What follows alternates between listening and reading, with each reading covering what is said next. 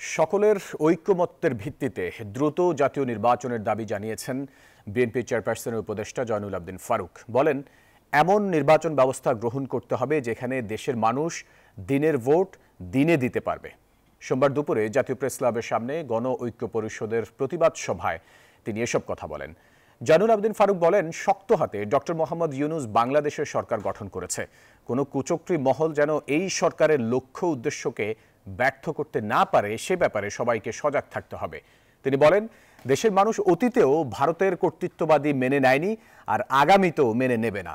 মোদীকে সাবধান করে দিয়ে চেয়ারপারসনের এই উপদেষ্টা বলেন, তারা সংখ্যায় বেশি হলেও বাংলাদেশের মানুষ মনোবলের দিক দিয়ে এগিয়ে।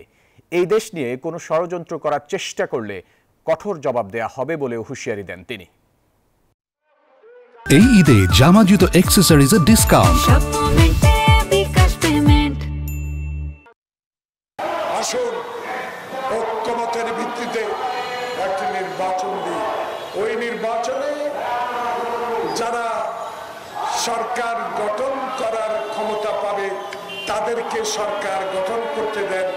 ওই সংসদেই সংস্কার বড় বড় সমাধান হবে।